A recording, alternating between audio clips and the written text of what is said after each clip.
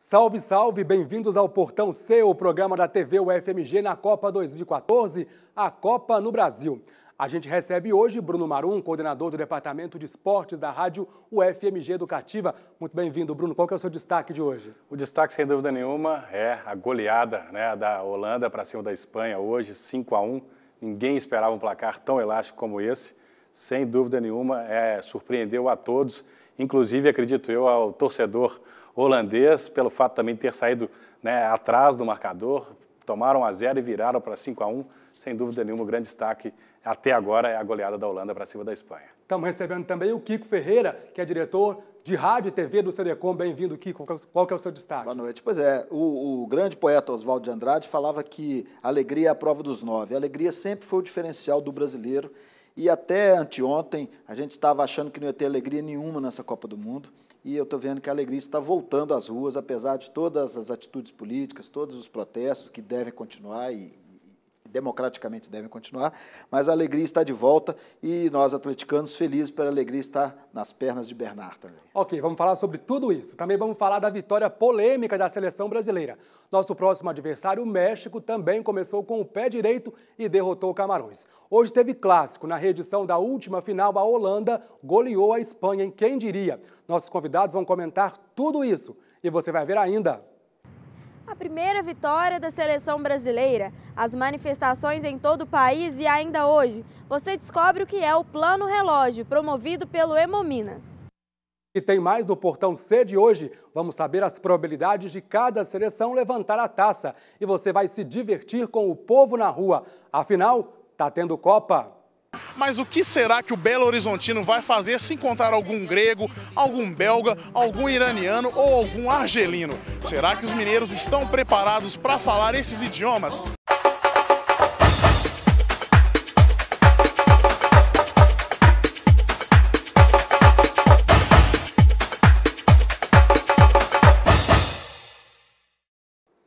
Quem diria, vai ter Copa, está tendo Copa. Dá só uma olhada nessa imagem aí. FIFA's World Cup 2014 to the country Brazil.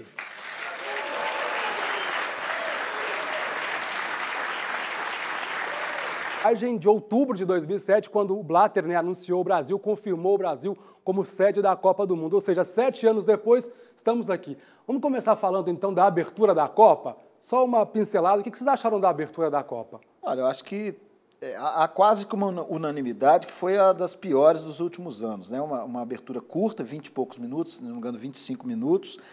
Como sempre, uma organização internacional que se mete a fazer uma coisa no Brasil, procura uma latinidade e tudo mais, mas esqueceu da brasilidade, esqueceu que o Brasil, depois dos Estados Unidos, ou talvez junto com os Estados Unidos, seja o país que tem uma música popular mais rica.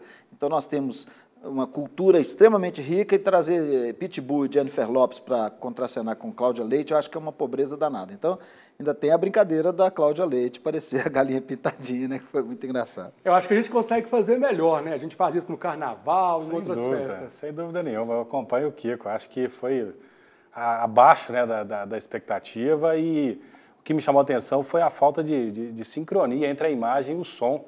Isso foi muito falado, me deixou perplexo, eu confesso, e a pobreza mesmo dos detalhes, das alegorias, pouca gente ali no gramado também, e ficaram muitos buracos, muitos espaços vazios. Eu também não gostei, não. O Brasil merecia mais, né? Mas agora dentro de campo, merecia mais em 3-1. Era de se esperar mesmo que fosse tão difícil assim? O que houve? Foi nervosismo de início? Tomamos um gol logo de cara? Eu acho que, sem dúvida nenhuma, o fato de ser uma estreia sempre nervoso. É um jogo sempre nervoso, a estreia, seja ela em qualquer campeonato. E o Brasil vem na cobrança, né? Tem essa cobrança em cima dos jogadores brasileiros, pelo fato da Copa estar sendo disputada aqui no país. Isso, com certeza, pesa muito. Mas eu acho que dentro do que o Filipão conseguiu de juntar os jogadores com o tempo que ele teve, sem dúvida nenhuma foi muito bom. A vitória, acima de tudo, né? O que interessa no final das contas são os 3 pontos. Mas eu acho que ficou uma manchinha, tendo em vista o lance do pênalti. Né? O pênalti a favor. Eu acho que não foi pênalti. Eu acho que o ato japonês se mostrou muito nervoso também, assim como os jogadores dentro ali do jogo. Eu acho que não errou por maldade, né, nem porque quis. Claro, errou, a gente sabe que a arbitragem tá ruim, não só no Brasil, mas mundialmente, mas eu acho que ficou manchado isso, porque foi um lance capital. Aí muita gente pode falar, não, mas teve o terceiro gol do Oscar, o Brasil ganharia de qualquer jeito? Não sei, né? Quem garante? E também o gol naquele momento do jogo pesou psicologicamente contra a equipe croata. Então, acho que ficou essa manchinha. Mas o Brasil, no geral, foi superior. Apesar de ter levado um sufoco até um pouquinho antes ali de fazer o terceiro gol, mas o Brasil foi superior e mereceu a vitória. Mas eu acho que poderia ter sido um pouco melhor, mas teve os 3 pontos, apareceram, isso que interessa. A imprensa internacional, que é menos passional do que a gente, tem vários veículos que, inclusive, dizem que a Croácia estaria jogando melhor do que o Brasil, né, no momento do segundo gol. Eu não sei se estava jogando melhor, mas acho que foi um jogo bem equilibrado no começo. Até realmente, depois do pênalti, o jogo se desequilibrou. Mas eu acho que esses erros, né, são comuns em quase todas as Copas. Eu me lembro, foi aquela Copa da Argentina, que o juiz apitou com a bola no meio, o Brasil fez o gol, né, e o Brasil foi desclassificado. Então, já teve erros assim muito mais cabeludos e muito mais decisivos do que esse. Que bom que o erro foi no primeiro jogo. Eu acho que, espero que a arbitragem se dê melhor ao longo da Copa. Agora, vamos falar da atuação, né, dos jogadores. Oscar, sem dúvida alguma, jogou muito, né? Neymar também, enfim, quais que foram os destaques? Para mim, foram os dois principais destaques, né? O Oscar e o Neymar. O Neymar pelos 2 gols e pela tranquilidade. Me impressiona muito no Neymar o fato de ele ser tão jovem e não sentir o peso de uma camisa 10 de seleção brasileira. Né, tantas pessoas, tantos craques que passaram, o maior craque do futebol mundial, que inaugurou essa mística da camisa 10, e o Neymar não sente esse peso. Né, o primeiro jogo dele em Copa, já fez 2 gols, participou, brigou, levou cartão amarelo, então tem que se destacar isso. E o Oscar, pelo fato de nos últimos jogos vinha vindo apagado, né, ele não tinha tido muito destaque, até mesmo no Chelsea também, uma temporada um pouco apagada, mas chegou no primeiro jogo e com muita vontade, participou dos lances, fez o terceiro gol. Foi bastante positiva a participação do Oscar. Deve ser o grande nome, né, dessa Copa. O Neymar. Sim. Sem dúvida, é o que a gente espera. O Robin hoje fez uma partidaça também, né? Então, mas eu acho o seguinte, voltando ao meu destaque do início, né? Eu acho que são os jogadores que jogam com alegria. Então, voltamos ao Bernard, voltamos ao Neymar, quer dizer, garotos que estão jogando com leveza, com o espírito brasileiro, e não aquela coisa europeia, dura e tudo mais, né? Então, o Neymar está aprendendo a apanhar, está aprendendo a bater lá, né, na Europa, e o Bernard um pouco, também fora do circuito, mas também envelhecendo, mas eu acho que eles envelhecem com alegria. E mesma coisa a história da Holanda, que a Holanda, junto com a Alemanha, talvez tenha sido a seleção que mais se divertiu no Brasil até agora, né? Que foi para a praia, que se divertiu, que bebeu, que encontrou os turistas, que abraçou todo mundo, e essa alegria se traduziu em resultado no campo. Então, eu acho muito bom isso, porque como toda pessoa que viu, né, a seleção de 70 jogar, a seleção de 82 jogar, de 86, a gente acredita no diferencial da alegria, no diferencial do futebol arte do Brasil. E essa história desse futebol truculento, desse futebol de resultados, de futebol força, eu fico muito feliz que, logo no começo, o futebol alegria está ganhando do futebol força. Agora, mas, por outro lado, o Daniel Alves não jogou tão bem, né? O que houve com ele? Tem a confiança do Felipão, mas ontem as jogadas saíram sempre pelas costas dele, enfim. Na verdade, o Daniel Alves já não vem bem já há algum tempo, né? Nessa temporada não esteve bem com a camisa do Barcelona. E nesse jogo contra a Croácia, realmente, ele tomou algumas bolas nas costas ali, né? Teve muito nervoso. E junto com ele, acho que um tanto quanto pode ser até considerado pior do que ele, na minha opinião, foi o Júlio César. Apesar de não ter entregado nenhum gol, mas me passou muita insegurança. Eu consegui perceber isso, inclusive na cara dele, quando a câmera focava nele, percebi isso. Muito inseguro, algumas bolas que ele poderia ter defendido firme, ele espalmou, outras que ele tinha que espalmar para o lado, ele espalmou para dentro da área. Aquele lance do gol anulado da Croácia, ele saiu com a mão muito mole, né? Foi falta, sem dúvida nenhuma em cima dele, mas ele saiu com o braço mole, ali tem que sair firme, né? E ele não passou confiança para mim, não. Os 2 pontos negativos, sem dúvida nenhuma, foram o Daniel Alves e o Júlio César. E já deu saudade do São Vitor no primeiro jogo. É verdade. Agora, parece que a sorte do Júlio César é mesmo a defesa, né? O Thiago jogando bem, o Davi jogando bem. O Brasil tem a dupla de zaga, para mim, a melhor dupla de zaga do mundo, e que vão jogar juntos agora no PSG, né? Vai ser bacana. Lembrando de novo, Davi Luiz também, mais um do Esporte Alegria, né? Quer dizer, ele sempre brincando nas coletivas, sempre brincando com descontraído e sério no campo. Então, eu estou gostando muito da Copa ter começado com essa alegria. Agora, a Croácia foi um bom teste para começar? Sim, acredito que sim. A escola, né, croata ali do leste europeu, que vem desde a Iugoslávia, né, de outros tempos, de outras Copas, a gente já sabia que a Croácia seria, sim, um adversário difícil, como foi em 2006 na Alemanha. Então, sem dúvida nenhuma, foi um bom início, foi bom vencer e, teoricamente, é a segunda força do grupo, né? O México e Camarões vão disputar ali para ser o terceiro e acredito que o Brasil foi um bom começo, sim, vencer já de cara o, teoricamente, segundo melhor time do grupo. Ramires, Hernanes e o Bernard entraram, né? Gostaram da entrada deles? Sim, eu gostei dos três. Acho que os três deram outra dinâmica no jogo. Talvez a história do nervosismo, né, no primeiro jogo, o sujeito que entra de cara, ele pega toda essa carga de nervosismo de estar jogando no seu país, etc, etc. E ao longo do jogo, o jogo vai se desenvolvendo, as pessoas vão acalmando. Então, quem está no banco conseguiu assistir, já acabou aquela adrenalina inicial. Então, ele entra com mais tranquilidade, mais descansado e com mais possibilidade de mostrar serviço, né? Então, você vê que os três entraram mais descontraídos, mais soltos, sem a camisa pesar como pesou no começo do jogo. Eu concordo em parte com o Kiko, mas eu vejo o Neymar um pouco nervoso, me pareceu. Sem ser aquele Bernard, porque a gente está acostumado com aquele Bernard do Atlético, né? Principalmente da Libertadores do ano passado e tal. Mas e totalmente compreensível também o Bernard entrar, o primeiro jogo de Copa do Mundo, né? Do menino, e claro que não poderia ser diferente. Ele entrou um pouco nervoso, mas aos poucos foi se soltando.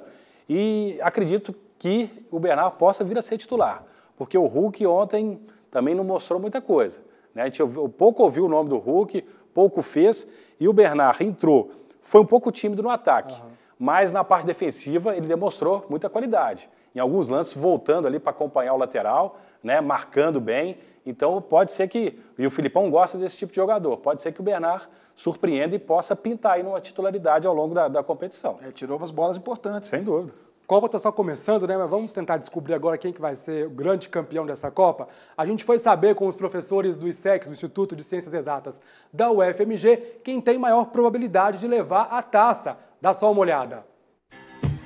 No Campeonato Brasileiro, as estatísticas são algo comum para medir as possibilidades dos clubes chegarem ao título. Com a Copa do Mundo no Brasil, isso não poderia ser diferente. Mas no país de mais de 190 milhões de habitantes, em que cada um tem um pouco de técnico, não são muitos os que acreditam em números quando o assunto é futebol. Você acredita nessas probabilidades ou acha que isso não tem nada a ver com futebol? Não, nada a ver com futebol, cara, porque depende do estado psicológico do jogador, depende de muitos outros fatores que a matemática não alcança. Não, eu acho que mais é a garra mesmo, é a força de vontade. Eu acho também que é a torcida, né, que impulsiona o time. Existe uma grande verdade nessas probabilidades, sim, apesar de que o futebol é muito imprevisível, mas que existe acho que vai ocorrer aquilo que é esperado, que alguma grande seleção vai ganhar a Copa, isso é com certeza. Professores do Departamento de Matemática da UFMG desenvolveram um programa de computador que permite prever as chances de cada seleção na Copa com base na colocação de cada time no ranking da FIFA e seus possíveis adversários na competição. Variáveis como arbitragem e contusões não são levadas em consideração para as estatísticas. A gente consegue quantificar a qualidade de um time e com essa qualidade a gente projeta jogos futuros por meio de simulações. Aí, ao final das simulações, a gente sabe determinar qual a probabilidade do time ser campeão ou chegar às quartas finais das oitavas. Pelo número de vezes, no número das simulações que ele aparece, é a probabilidade dada de acontecer. Eventos muito remotos é difícil avaliar um erro de juiz, ser igual para todos. O que a gente coloca é a força de um time. É a força do time que determina isso. Por jogar em casa e contar com o apoio da torcida, as possibilidades de êxito da nossa seleção aumentam. E os números apontam o Brasil, empatado com a Espanha, como os favoritos ao título. Agora, com a Copa do Mundo, o coração de torcedor fala mais alto. Segundo o levantamento do Instituto Internacional Stockel Sports and Entertainment, 77,7% da população brasileira acredita que a seleção levantará a taça no dia 13 de julho no Maracanã.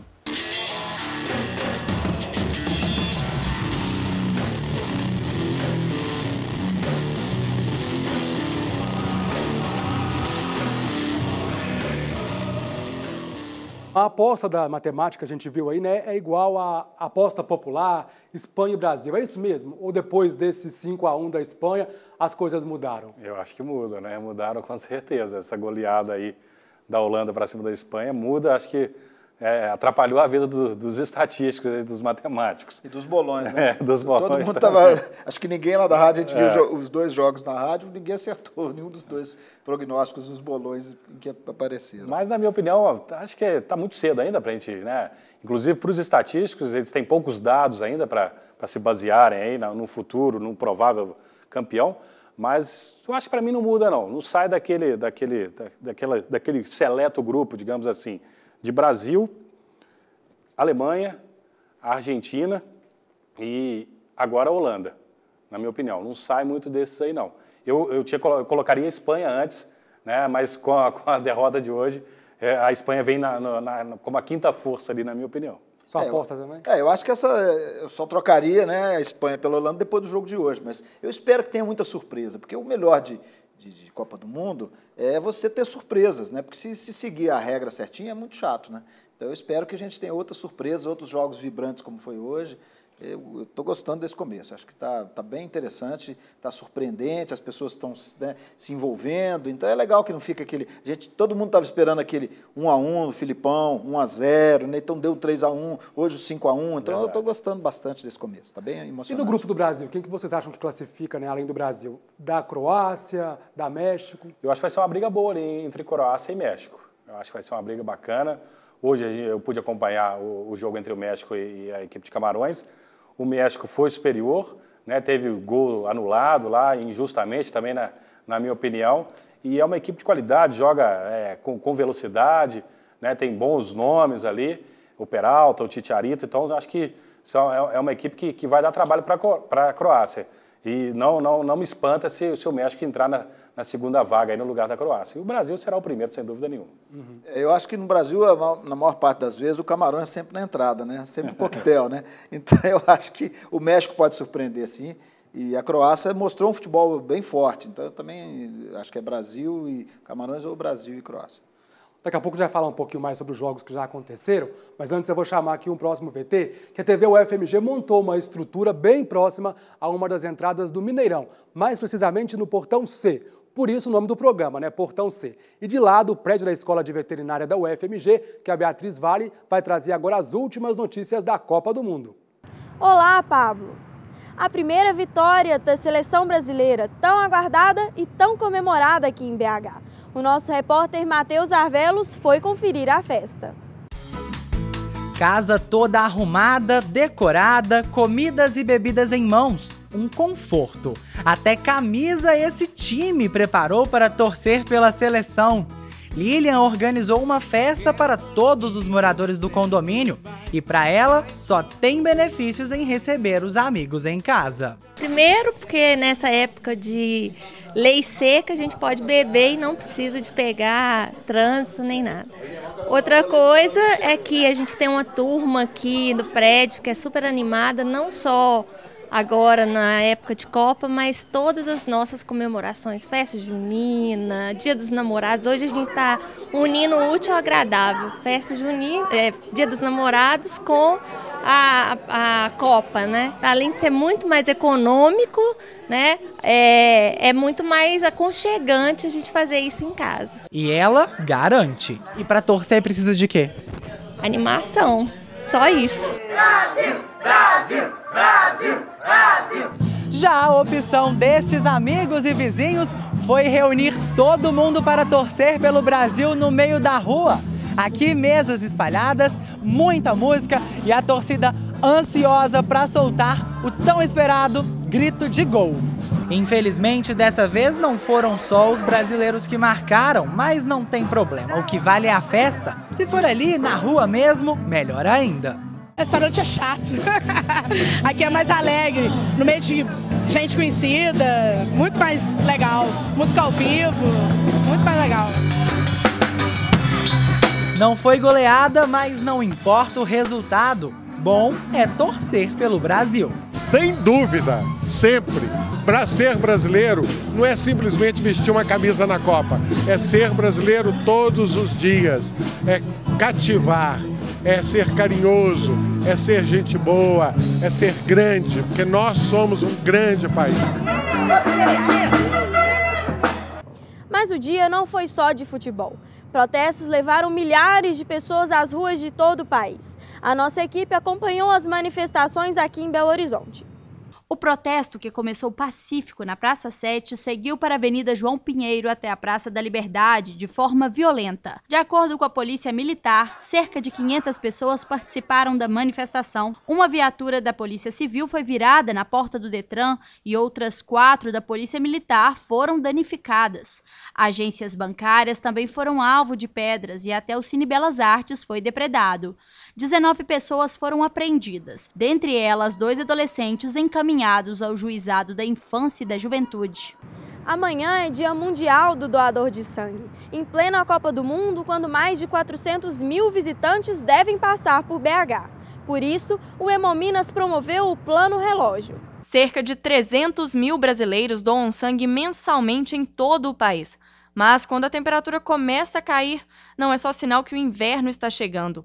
Junto com ele, chega a gripe, o que para a Fundação Hemominas significa uma queda de aproximadamente 25% no número de doadores de sangue. Infelizmente, a gente cai porque as pessoas ficam resfriadas e quando elas estão resfriadas, elas não podem doar. Então, a gente tem que aguardar um período, mais ou menos de 7 dias, para que ela possa realizar uma doação.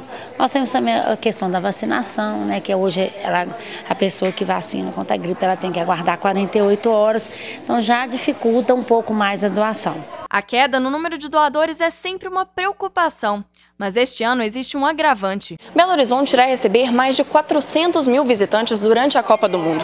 E para se preparar para a possível demanda de hemocomponentes, a Fundação Hemominas criou o Plano Relógio, que visa ampliar em 20% o estoque estratégico da Fundação. Nosso Plano Relógio já começou a funcionar desde o dia 19, né? Então cada hemocentro está fazendo ações diferenciadas para aumentar o estoque e para enviar para Belo Horizonte, porque aqui a gente tem uma demanda maior e caso aconteça algum imprevisto, alguma catástrofe, a gente possa atender de forma, né, que a população não se alarme e que a gente consiga alcançar o nosso objetivo, que é salvar vidas das pessoas. Seja fazendo parte da campanha ou simplesmente uma ação solidária, o importante é doar e ajudar a Fundação a atingir a meta. A gente tem que ser voluntário, né? O dia de amanhã Deus pertence, né? Não sei se eu vou estar precisando. Minha filha precisou, alguém doou, então também estou fazendo o mesmo. E ajudar é simples. Basta estar em boa saúde, pesar no mínimo 51 quilos e ter entre 16 e 69 anos. Não se esquecendo que o menor, né, de 18 anos, ele tem que pegar uma autorização no site da Fundação. Se os pais ou responsáveis não puderem comparecer, ele vai autenticar em cartório e trazer essa autorização para a Fundação. E quem tem até 69 anos tem que ter realizado uma doação antes de completar os 60 anos. E para quem vai conferir Colômbia e Grécia aqui no Mineirão, fica a dica. Segundo o INMET, o Instituto Nacional de Meteorologia, o céu vai estar de claro a parcialmente nublado. As temperaturas variam de 13 a 25 graus. E agora a gente volta aos estúdios, lá na TV UFMG. Valeu, Beatriz. A Beatriz volta na segunda-feira trazendo mais informações para a gente, direto do prédio da Escola de Veterinária da UFMG. A gente vai para um rápido intervalo e volta daqui a pouquinho com o Portão C. Até já!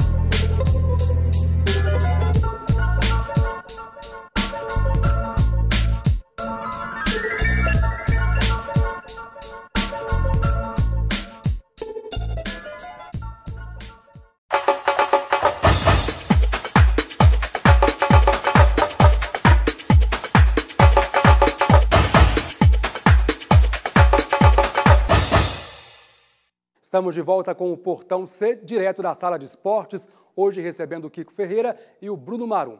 Ontem, na estreia da Copa do Mundo, toda a imprensa internacional estava de olho no que está acontecendo aqui no Brasil. Os principais portais e jornais do mundo inteiro deram destaque para tudo o que aconteceu dentro e fora de campo. Vamos começar então pela Argentina.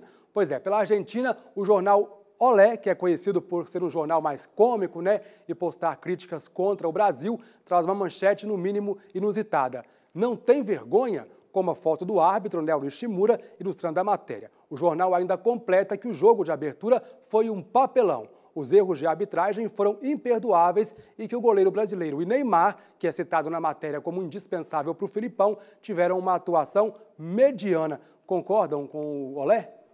O Olé é o Olé, né? O Olé, eles estão na deles, eles têm essa tradição e a gente não tem que levar muito em consideração o que eles falam, não. Falam muita abobrinha, né? E tem uma inveja danada do futebol brasileiro. Então deixa, se fosse a favor deles, eles iam ficar caladinhos. Eu acho que é isso. Também as manchetes que eu vi pelo mundo estão corretas. Quer dizer, teve muita indignação. Eu vi uma entrevista do jornalista colombiano, assim, realmente estupefato com a atuação do juiz e tudo mais. Mas eu acho que isso tudo é exagero. Eu acho que porque você precisa, principalmente os jornais mais populares, os veículos mais populares, precisam de criar um embate, precisam criar uma polêmica até para vender jornal e até para dar audiência, né? Então é normal, principalmente nossos irmãos latinos, né, de criar polêmica e arrumar confusão, porque senão não tem graça também. Eles, inclusive, completam dizendo que se forem jogar assim é para a gente poder avisar para eles, com a ajuda do juizão. Vamos ver.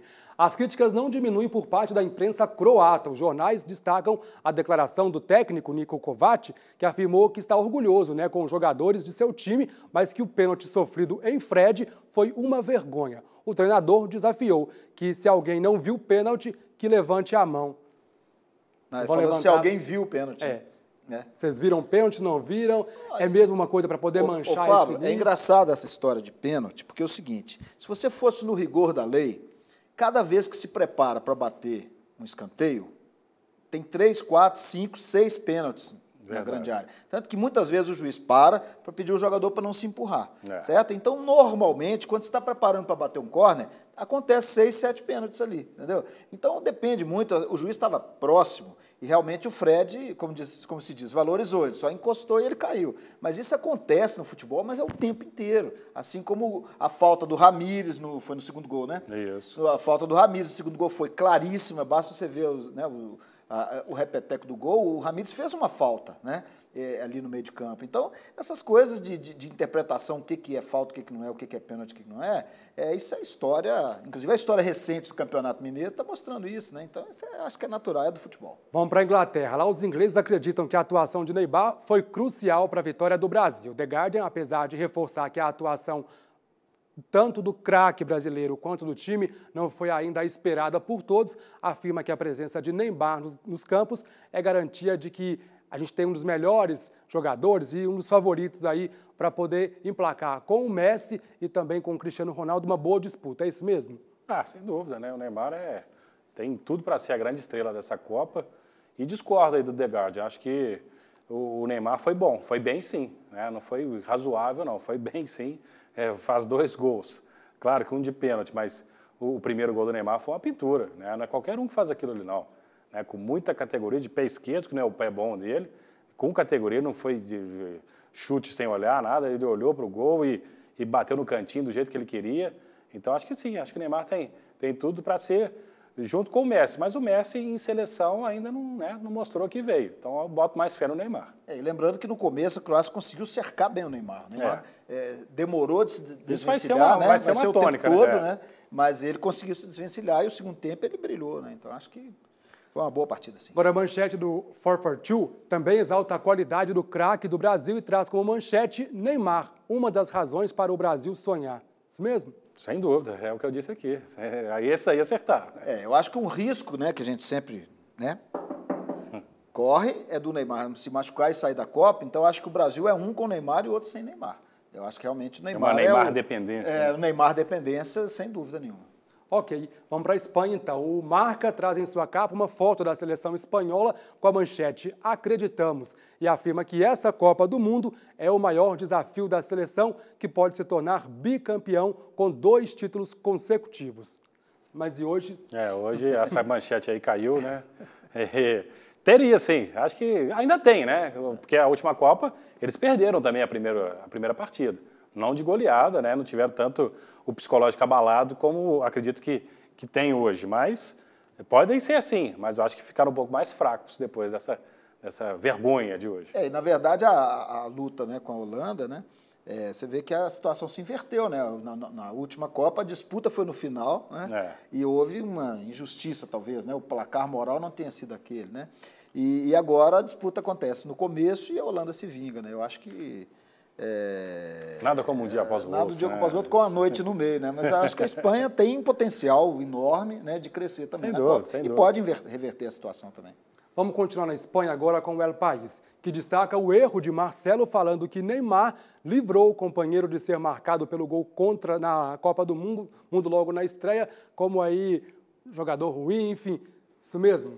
Eles esqueceram que o Marcelo fez gol, né, na final da Champions, aí há poucos dias atrás, já vem sendo ali importante na equipe do Real Madrid há muitos anos, e o erro não foi dele, só dele, né? O erro foi do lateral, do meio campo, que deixou o lateral esquerdo deles avançar com a bola dominada, o Daniel Alves que não cortou o cruzamento, os dois zagueiros do Brasil que deixaram a bola passar, o Júlio César. O Marcelo foi apenas o último jogador, né, nessa escala toda aí. Teve culpa, claro que teve, mas gol contra acontece. Se alguém que me preocupou no jogo foi o Júlio César. Acho que a insegurança do Júlio César foi muito mais complicadora, muito mais geradora de insegurança do que o Marcelo, que ele teve aquele lance, efetivamente um lance infeliz, mas ele foi se recuperando ao longo da partida e acho que ele terminou bem. Agora, uma das belas fotos, né, dessa Copa é o Marcelo depois dando entrevista com a camisa da Croácia. Essa foto vai ficar na história. Já virou até figurinha do álbum. Já. Bora para os Estados Unidos. Bom, não foi só de futebol que a imprensa internacional tratou, não. A agência de notícias Associated Press destacou os protestos que ocorrem em São Paulo. No portal da AP, milhares de protestos contra a Copa do Mundo no Brasil. A agência cita a ação de grupos como Black Blocs, que, segundo o jornal, promoveram um caos na cidade. Os protestos no Rio e em outras cidades foram citados no final da matéria como pequenas demonstrações de manifestação. Faz parte, né? Mas tem de ser pacíficas.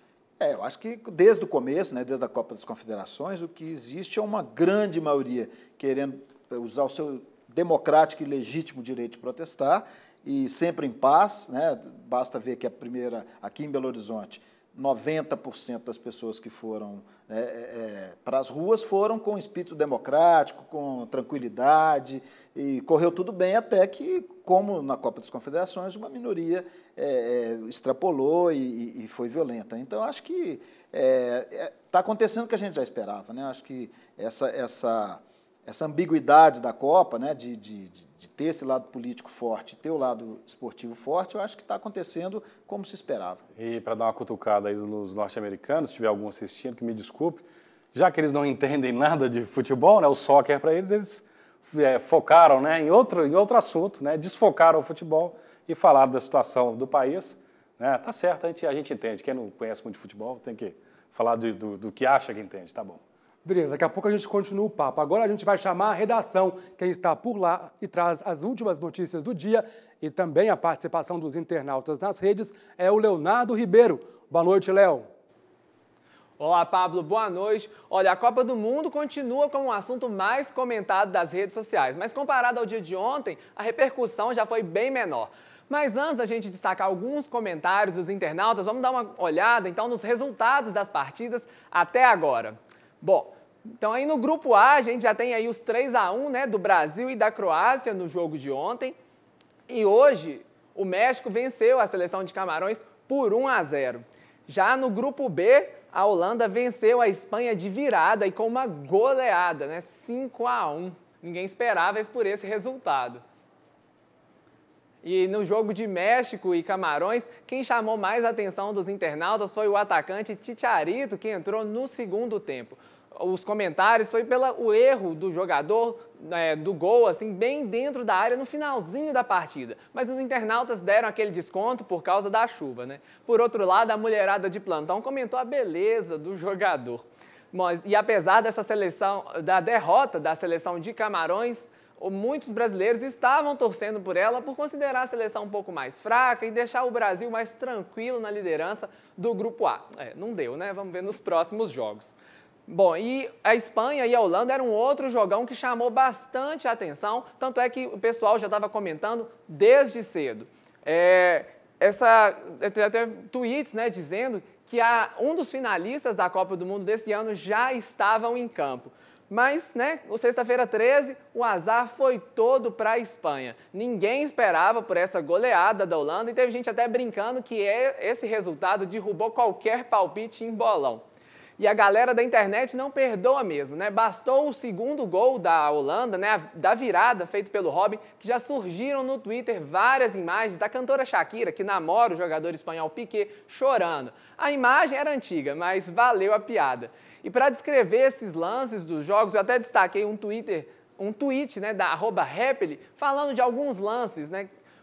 Até ela brincou assim, né? Um jogador da Espanha toca na bola, é gol da Holanda. O Cacilhas tenta defender, gol da Holanda. A Shakira faz o waka-waka, gol da Holanda. Pra você ver, né? Uma goleada mesmo que ninguém estava esperando. Só que deixando os jogos de hoje um pouco de lado, eu decidi voltar no jogo do Brasil de ontem, porque tiveram alguns comentários que renderam bastante. Quando o lateral Marcelo fez um gol contra, vários comentários racistas tomaram conta do Twitter. A @AnaLiviaPlu até fez uma crítica bem interessante. Quando a gente faz gol, somos todos macacos, né? Mas quando é gol contra, tinha que ser preto. Ela até disse assim, né? Essa é bem a democracia racial do Brasil. E é muito triste ver episódios como esse, né? Que é um assunto que já foi tão debatido ultimamente e ainda ter esses problemas de racismo, né? E ontem também o craque argentino Lionel Messi, ele até postou no seu Facebook assistindo o jogo do Brasil e ele disse que estava torcendo pelos seus colegas do Barcelona, né, na seleção brasileira. Mas ele deixou um recado, ele falou assim, tentem nos evitar. É para poder reacender essa rivalidade entre Brasil e Argentina. E os hermanos jogam nesse domingo. Vamos dar uma olhada então nos jogos desse final de semana? No sábado, dia 14, Colômbia e Grécia, do Grupo C, se enfrentam no Mineirão, em Belo Horizonte, à 1 da tarde. Às 4 horas, Uruguai e Costa Rica, do Grupo D, entram em campo no estádio Castelão, em Fortaleza. Às 7 da noite, horário de Brasília, Inglaterra e Itália, também do Grupo D, jogam na Arena Amazônia, em Manaus. E fechando os jogos do dia, Costa do Marfim e Japão, do Grupo C, jogam na Arena Pernambuco, em Recife, às 10 da noite. E no domingo, dia 15, Suíça e Equador abrem os jogos do Grupo E, à 1 da tarde, no Estádio Nacional, em Brasília. Às 4 da tarde, França e Honduras, também do Grupo E, se enfrentam no Estádio Beira-Rio, em Porto Alegre. A Argentina e Bósnia e Herzegovina fecham os jogos do dia às 7 da noite, no estádio do Maracanã, no Rio de Janeiro. Bom, muitos jogos, né? Jogos aí interessantes nesse final de semana. Vamos começar então falando do jogo daqui, né? Colômbia e Grécia. O que vocês acham? Jogo interessante, jogo que merece sim dar uma espiada. A Colômbia vem aí, né, a gente espera um pouco mais da Colômbia, apesar, né, do grande astro não ter se contundido e não vai vir, né, o Falcão Garcia, mas são duas escolas bacanas. A Grécia já foi campeã europeia, né, a Colômbia fez uma boa eliminatória, então acho que vai ser um jogo bacana. Eu boto fé na Colômbia, acho que a Colômbia leva essa. Eu também. E é engraçado, assim, eu tenho visto as entrevistas, né, dos torcedores da Colômbia que estão em Belo Horizonte, e muitos deles estão com a camisa da Colômbia por baixo do Brasil. Então, eles são mezzo-colombianos, mezzo-brasileiros, para ficar até o final. E a Grécia tem a curiosidade, né, de ter vencido a Eurocopa em cima do Filipão, né, quando o Filipão era técnico de Portugal. Então, é uma curiosidade interessante. Acho que vai ser um jogo interessante, divertido. Uruguai e Costa Rica, franco favorito, né? Uruguai, sem dúvida. Uruguai, sem dúvida. Costa Rica, apesar de já ter disputado algumas Copas do Mundo, mas sem aquela força, sem muita tradição, o Uruguai acho que leva essa. E o Uruguai ainda tem o lado político, né? Porque eu tenho talvez um dos grandes ídolos da política hoje no mundo, que é o Mujica, né? O presidente do Uruguai, que é um político excepcional, né? Que devia, né, servir de exemplo, né, para o mundo, né? Um sujeito que doa 80%, 90% do salário, que mora num sítio, que veste roupas comuns, que dirige o seu fusquinha velho, que adotou, sei lá, 4, 5 crianças. Então, Mujica e o Uruguai é um país excepcional, quem conhece lá, quer voltar sempre, e é um futebol de muita raça, né? de muita entrega. Então é apaixonante ver o Uruguai jogar. Eu acho que o Uruguai tem boas chances. Jogão Inglaterra e Itália. E aí? Eu boto fé na Itália. Acho que a Inglaterra, não consigo gostar do futebol inglês, não consigo enxergar a Inglaterra surpreendendo e chegando numa semifinal que seja, ao contrário da Itália, melhor dizendo, que sempre começa mais ou menos e tal, todo mundo deixa a Itália ali meio de lado e ela vai surpreendendo, ganhando de 1-0, empatando, ganhando nos pênaltis, então você tem que abrir o olho com a Itália. A Inglaterra, é engraçado, né? Inclusive quem gosta de literatura, né? O Nick Hornby tem um livro muito bacana sobre a paixão da torcida inglesa.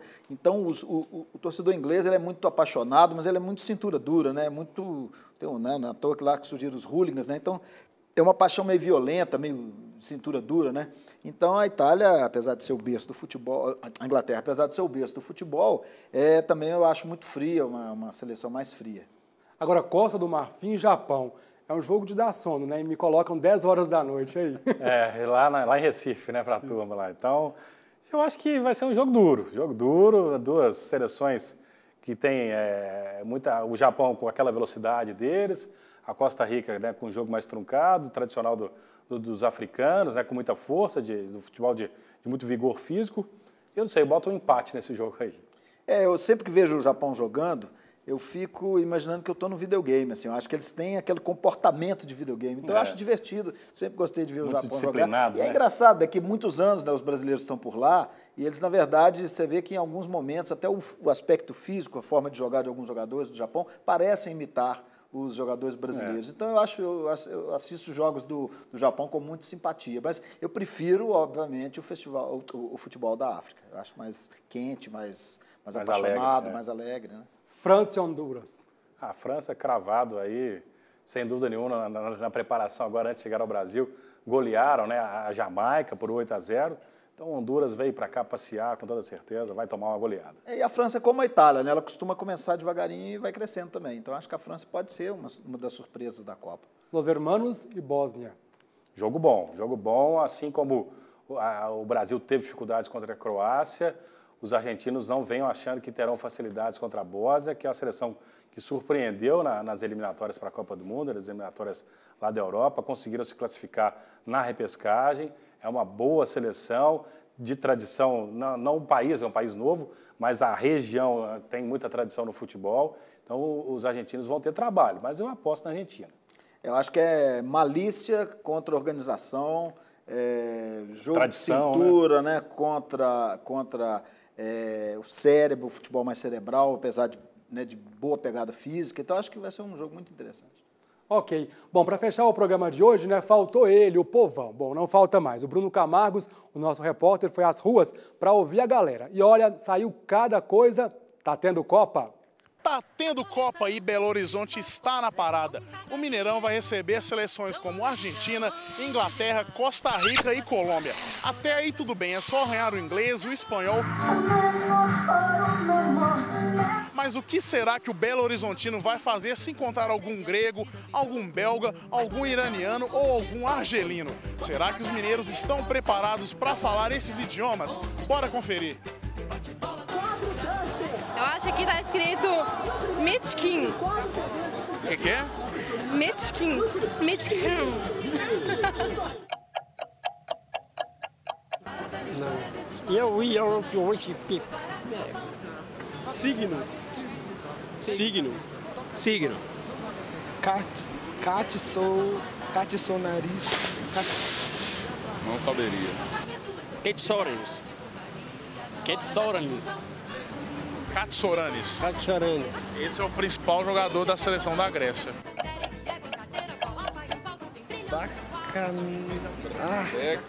Nossa. Isso é um risco pra baixo aqui, não. O que é isso aqui? Pra mim não tem nada aí, não. Só um monte de rabisco. Você, Cristina? Também não. Pro brasileiro nosso aqui já é difícil.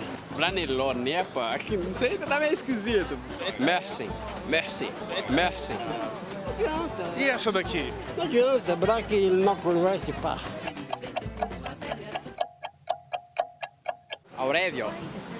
Au revoir, Aurélio. Você porque é inteligente, você estudou. Au revoir. Olha, tá vendo? Olha aqui, fala de novo, tá aqui emocionado. Au revoir. Deixa eu agora. Au revoir. Vai lá, Felipe. Au revoir. Tá certo. O que significa au revoir? Olha, inglês, espanhol é fácil, né? Dá para poder arranhar. Agora, vocês encarariam aí árabe, dão conta? Não dá, não. Não, o próprio alemão, né, já é muito difícil para a gente, que a gente conhece de tanto ouvir falar, né? Mas tem línguas aí que são complicadas, muito complicado, eu acho. Bom, faltou falar um pouquinho sobre os jogos, então a gente está com um pouco aqui corrido o tempo, mas vamos falar então sobre a vitória, né? A boa vitória aí da Holanda para cima da Espanha, inesperada, né? O que vocês destacam aí nesse jogo? Eu acho que foi a superação por parte da Holanda, né, que saiu atrás no marcador, num pênalti também duvidoso em cima do brasileiro Diego Costa, e conseguiu virar, né, e fazer esse placar elástico.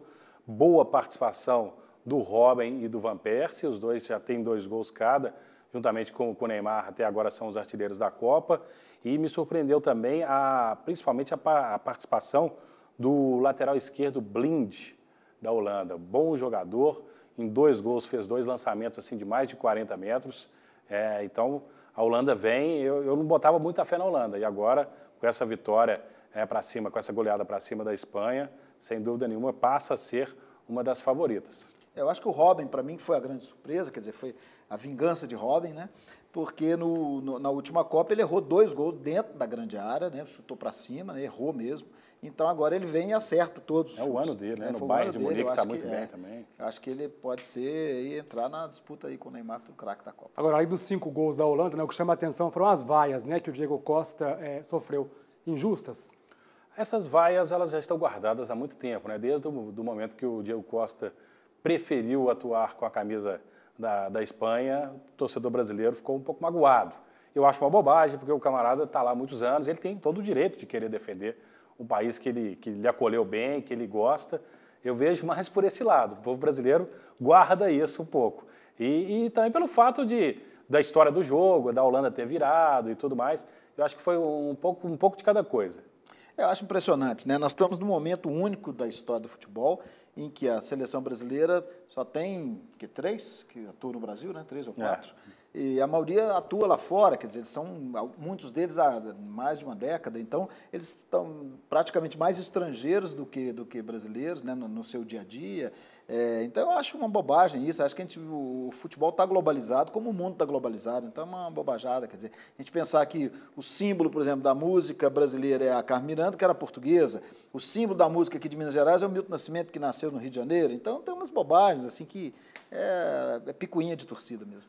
Ficou faltando falar de México e Camarões, achei o Camarões valente, né? Sem dúvida, uma equipe muita força física, um preparo físico muito bom, né? Um jogo de combate, um jogo truncado ali no meio campo, o Eto'o mostrando muita disposição, mas pouca efetividade lá no ataque, mas pode ser que Camarões, quem sabe, surpreenda. Se vencer a Croácia, volta para o jogo, né? Volta a ficar dentro aí com possibilidade de se classificar. Eu gostei também, me surpreendeu um pouco, sim, a equipe de Camarões. Esperava uma equipe mais apagada e, pelo contrário, foi um jogo muito duro, né? Muito franco. E vale destacar também a chuva, né? Uma chuva, um pé d'água que caiu lá em Fortaleza, que atrapalhou um pouco a qualidade das duas equipes.